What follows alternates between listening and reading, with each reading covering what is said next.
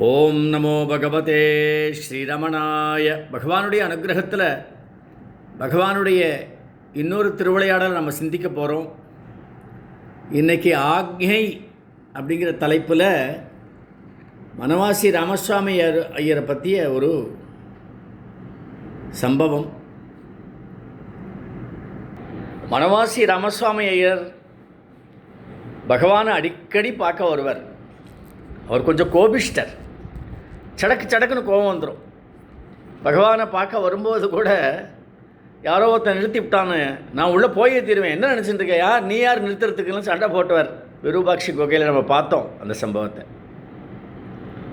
அப்புறம் பகவான் வந்து சாப்பிட வரலையான்னு கேட்கும்போது கூட வயிறே சரியில்லை, உடம்பே சரியில்லை, ஏகப்பட்ட மருந்தில் தான் வாழ்ந்துட்டு இருக்கேன், சடன்னு பேசுகிறவர். அவருடைய குணம் அது. அவர் திருவண்ணாமலைக்கே மாற்றலாய் வந்துட்டார்.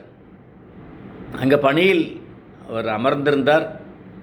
பணி நேரம் எப்போ முடியுறதுன்னு பார்த்துட்டுருப்பார். முடிஞ்ச உடனே ரமணாசிரமத்துக்கு வந்துடுவார். பகவான் கூடவே இருப்பார். சன்னதி மகிமை, அந்த சன்னதியிலே இருப்பார். அதில் ஒரு அலாதி பிரியம் அவருக்கு. ஆஃபீஸ் வேலைக்கு எந்த விதமான குந்தகமும் கிடையாது, எந்த வித தொந்தரவும் கிடையாது. ஆஃபீஸ் வேலையெல்லாம் பார்த்துட்டு தான் வரார். ஆனால் அவர் மேலதிகாரிக்கு இவர் இந்த மாதிரி பகவான் போய் உட்காந்துருக்காருன்றதுனால ஒரு கோபம், ஒரு கேலி. உமக்கு 150 ரூபா சம்பளம் அதிகம்தான் ஓய் அப்படின்னு வரான். இவர் கேட்டு ரொம்ப எரிச்சலாகி போச்சு. என்ன இப்படி சொல்கிறான் அந்த ஆள்? வேலைக்கு நான் ஒழுங்காக தான் வந்துட்டுருக்கேன், ஒழுங்காக வேலை பார்க்குறேன், என் வேலை நேரம் போக தானே என் பகவானை நான் பார்க்க போகிறேன், இவன் இப்படி சொல்கிறானே அப்படின்னு கோபம் வந்துருத்தவருக்கு. இந்த வனவாசி ராமசுவாமி ஐயர் பகவான்கிட்ட வந்து குறிப்பிட்டார், பகவானே இந்த மாதிரி சொல்லிகிட்டு இருக்கான் என் அதிகாரி. உடனே பகவான்,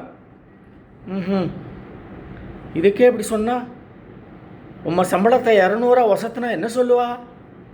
பகவான் கேட்குறது. இதில் என்ன வேடிக்கை அப்படின்னா, அடுத்த மாதமே ராமசுவாமி ஐயருடைய சம்பளம் 200 ரூபாயாக வசத்தப்பட்டது. இப்போ அந்த அதிகாரி என்ன பண்ணுவான்? பகவானுடைய திருவிளையாடல் எல்லாம் அவன் அப்படி கேட்க வைக்கிறது. இவருக்கு கோபம் வருது. இவர் பகவான்கிட்ட வந்து இந்த மாதிரி சொல்கிறது. அதாவது பகவானுடைய அனுகிரகத்துக்கு அளவே இல்லை. அதெல்லாம் அனுபவம், அதெல்லாம் அனுபூதிகள் இருந்தால்தான் நமக்கு வந்து பகவானுடைய பராக்கிரமம் தெரியும், தாயுள்ளம் தெரியும், கருணை தெரியும், அன்பு தெரியும், பாதுகாப்பு தெரியும். எப்படி பாதுகாக்கிறார்? நாங்கள் அப்போ வீடு கட்டிகிட்டு இருந்த நேரம், அப்போ தான் குஞ்சு சுவாமிகளுடைய அந்த எனது நினைவுகள் புஸ்தகம் நான் படித்தேன். அதிலிருந்து திருவண்ணாமலை போனோம், கனவுலெல்லாம் திருவண்ணாமலை வருது. அதே ஞாபகம். என்னுடைய வாழ்க்கை துணை சொல்லித்து ஒரு 400 ரூபா ஆகும். நான் சொல்கிறது 91. 400 ரூபா ஆகும். ஒரு ஜன்னலாவது வைக்கலாம், பார்த்துக்குங்கோ. இப்படி சொன்ன உடனே எனக்கு யோசனை பண்ணிட்டேன், சரி பாக்கியம் இருந்தால் பகவான் கூப்பிட்டோம்.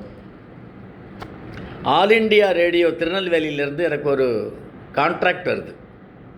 ரெக்கார்டிங் சென்னையில் ஃபஸ்ட் கிளாஸ் டூ அண்ட் ஃப்ரோ, டிக்கெட்டெல்லாம் கொடுக்க வேண்டாம், first class to and fro calculate பண்ணி கிட்டத்தட்ட ஒரு 2800 ரூபா.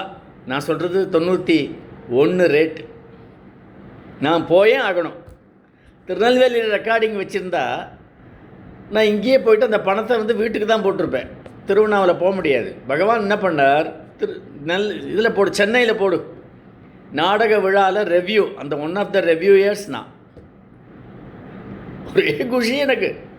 அப்போ என் ஒய்ஃப்ட்டு சொன்னேன், பார் சென்னை போயாகணும், திருவண்ணாமலை வழியாக போகிறேன். பணம் கொடுத்துட்டார் பகவான், சான்ஸ் கொடுத்துட்டார், போப்பார். அவளுக்கு ஒரே குஷி, சிரிச்சுக்கிறா. ஓ, இவர் நினச்ச மாதிரியே நடந்துருத்தேன். அப்போ தான் குஞ்சு சுவாமிகளை பார்த்தேன். அப்போ என்கிட்ட கேட்குறார் அவர், எப்படி வந்தேள் நீங்கள் இங்கே? இல்லை, பகவானை பற்றி உங்கள் புக்கை மூலமாக தான் தெரிஞ்சுட்டேன். அப்படியா? எப்போ? ஏப்ரல் மாதம். நான் போனது ஜூன் மாதம். ஏப்ரல், மே, ஜூன் உடனே வர்றதுக்கு பகவான் ஏற்பாடு பண்ணிட்டார். ஆன்மீகத்தில் கொஞ்சம் ஹையர் பிளாட்ஃபார்மில் இருந்தால்தான் அது நடக்கும். பகவான் அனுகிரகம் இருக்குது. தொடர்ந்து அருணாச்சல அக்ஷரமண மாலையை 2 வேளை பாராயணம் பண்ணுங்கோ, மலையை சுற்றுங்கோ, வேறு ஒன்றும் வேண்டாம் அப்படின்ட்டு கண்ணை மூடின்ட்டார். அதாவது பகவான் ஆக்ஞை எல்லாம் அவர் செய்வார். எல்லாம் எப்படி பூரியை கட்டி கொடுத்தாரோ, எப்படி இந்த சம்பளத்தை ஒசத்துனாரோ, எவையா கேட்குறது நம்மளை?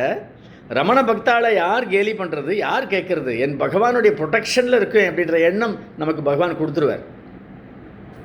தொடர்ந்து சிந்திப்போம்.